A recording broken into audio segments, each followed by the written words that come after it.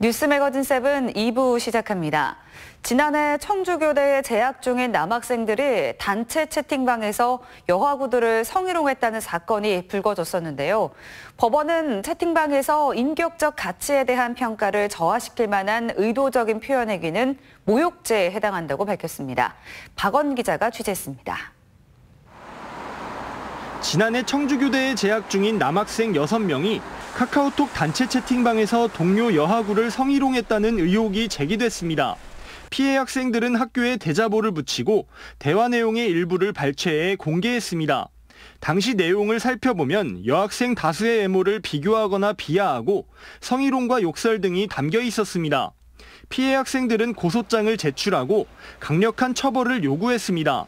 검찰은 남학생 A씨를 벌금 200만 원에 약식 기소했지만 A씨가 이에 불복해 정식 재판을 청구했습니다. 사건을 심리해온 청주지방법원은 단톡방에서 성희롱을 일삼은 남학생 A씨에게 모욕죄가 인정된다며 벌금 200만 원을 선고했습니다. 재판부는 피해자들의 외모를 평가하면서 성행위를 간접적으로 지칭하거나 연상하는 표현을 사용하는 등 성적 욕구의 대상으로 폄훼해 모욕행위에 해당된다고 판시했습니다. 또 다른 가해자 B씨는 검찰의 약식 기소를 받아들여 벌금 100만 원이 확정됐습니다. 카카오톡 방에서 우리끼리 얘기를 하고 지나갔을 뿐인데 이게 죄가 되느냐라는 부분에 대해서 사실 가해 학생들이나 아니면 일반인들이 좀 경하게 여기는 경향이 많이 있었는데 모욕죄 성립이 된다는.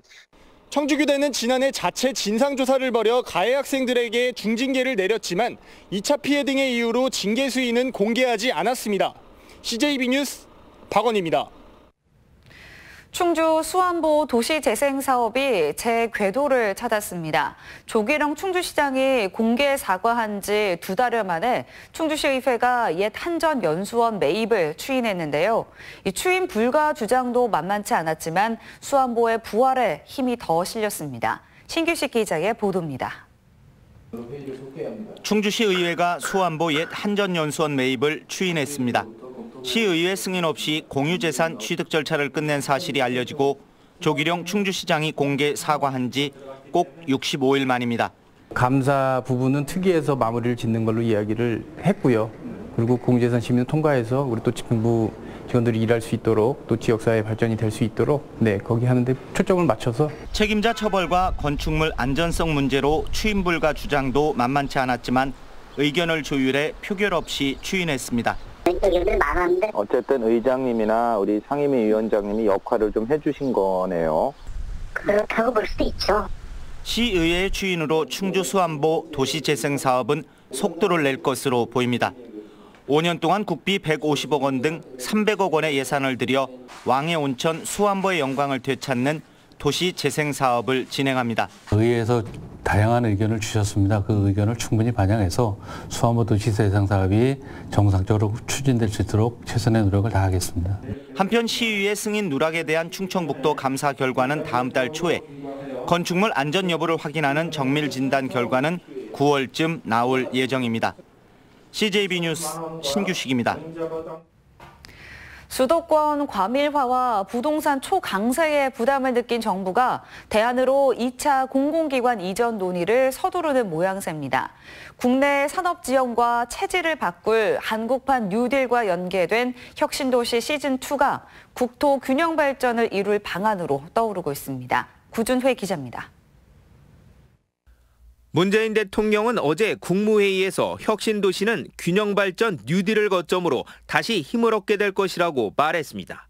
하루 전에는 김사열 국가균형발전위원장으로부터 공공기관 추가 이전안을 보고받고 1차 때 문제점을 보완하라고 지시했습니다.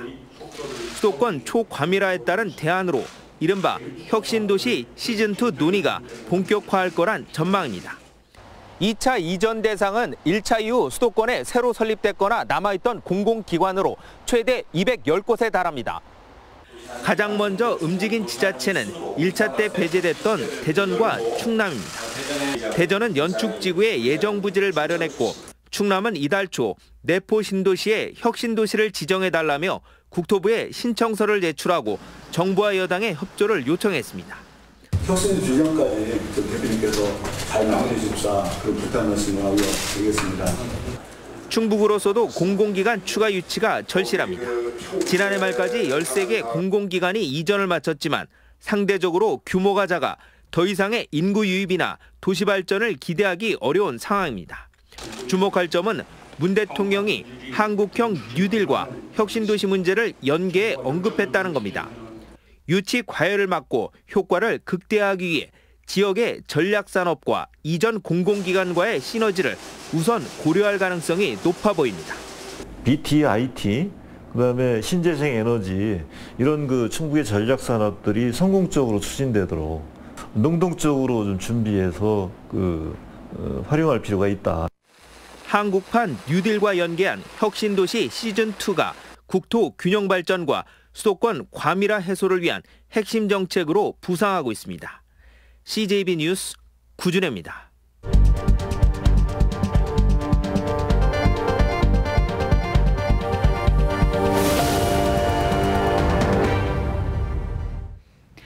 오늘의 뉴스 초점을 살펴보는 뉴스 브리핑 순서입니다. 보도국 조상호 기자 나와 있습니다.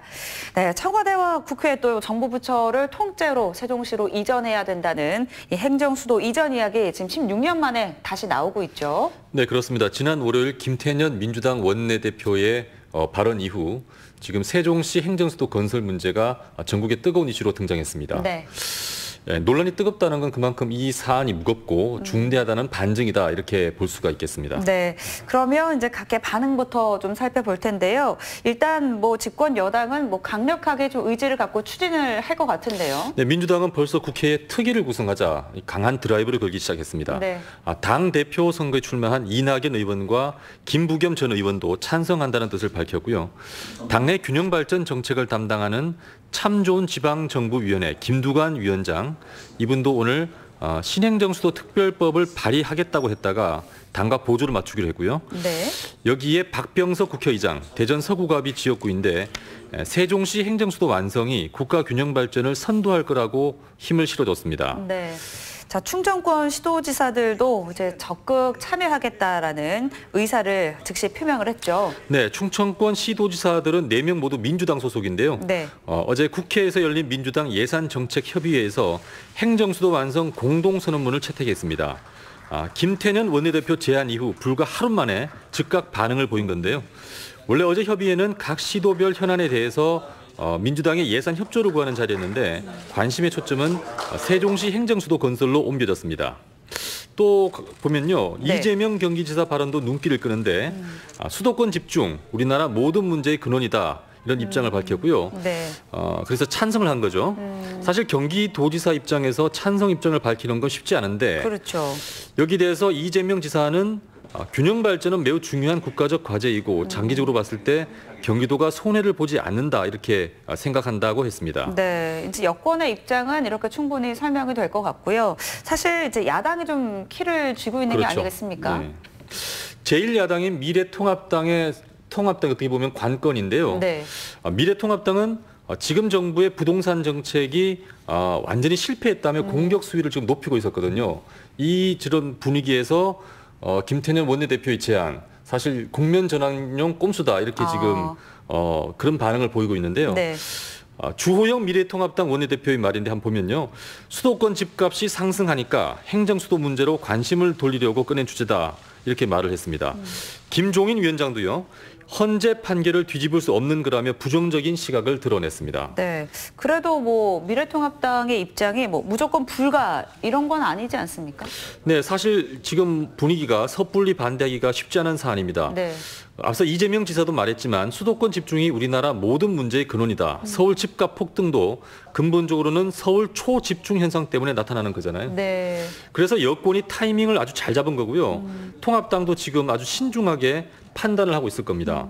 통합당의 충청권 일부 의원들 세종시 행정수도를 민주당과 함께 논의할 수 있다는 반응을 지금 보이고 있고요. 부산의 장제원 의원 같은 경우에는 아예 그 신행정수도 찬성한다는 어떤 공식적인 입장을 표명하게 됐습니다. 네, 이제 사실 이제 제일 중요한 건 이게 실현 가능성이 있는지의 여부일 텐데, 뭐 우리나라의 수도는 서울이다라는 관습헌법 이야기도 빼놓을 수 없을 것 같은데요. 네, 참여정부 당시 신행정수도 건설 특별법에 대해서 헌법재판소가 위헌이다 이렇게 판단을 했었죠. 네. 그래서 지금 세종시가 아주 어정쩡한 모습으로 지금 건설이 됐는데요. 당시 헌재 판단의 요지를 지금 보면요. 네. 한 나라의 수도는 국회와 대통령이 있는 곳인데 서울이 수도라는 점은 비록 헌법에 나오진 않았지만, 그러니까 성문헌법은 아니지만 네. 관습헌법으로 성립된 불문헌법에 해당한다, 이렇게 지금 전제를 하면서요. 네. 그래서 헌법 개정 절차 없이 단순히 법률로서 특별법으로서 국회와 청와대를 세종시로 옮기는 것은 헌법 130조, 헌법을 개정할 때 필요한 국민 투표권을 침해하는 것이다, 이렇게 지적을 했습니다. 그러면 이제 헌법을 개정하지 않고는 행정수도 건설이 힘든 게 아닌가 싶은데요. 근데 지금 민주당은 개헌까지 가지 않고 네. 행정수도 이전을 완성하는 방안을 지금 모색하는 것 같습니다. 개헌이 전혀 불가능한 건 아니지만 그렇게 되면 온갖 이슈들이 다 나와서 배가 산으로 간다는 거죠. 네. 그래서 지금 행정중심 복합도시 건설법, 지금 기존에 있는 법을 네. 개정을 해서 여기에 여야가 합의를 하게 되면 설령 헌법 소원이 제기되더라도 이번에는 위헌 결정이 나지 않을 거라고 기대하는 분위기입니다. 네. 그동안 상황이 16년 동안 많이 달라졌기 때문이죠. 만약에 그럼 야당이 계속해서 반대를 하게 되면 어떻게 될까요? 야당이 반대를 해도 지금 더불어민주당 의석수가 300석 중에서 176석이나 됩니다. 네. 과반을 훌쩍 넘기 때문에 법을, 그러니까 개정안을 통과시키는 데는 아무런 문제가 없다고 보고요. 문제는 야당이 반대하고 찬반 논란이 아주 뜨거워지면 헌법재판소 판단에서 아무래도 여야가 합의를 했을 때보다는 가능성이 떨어지겠죠. 네네. 그래서 중요한 것은 수도권 초집중이 불러오는 여러 국가적인 문제, 자칫 잘못하면 망국으로 갈 수 있다는 위기감을 갖고 여야가 정파적 이해를 떠나 진지하게 머리를 맞대야 할 걸로 보입니다. 네, 오늘은 여기까지 듣겠습니다. 조상우 기자 수고하셨습니다.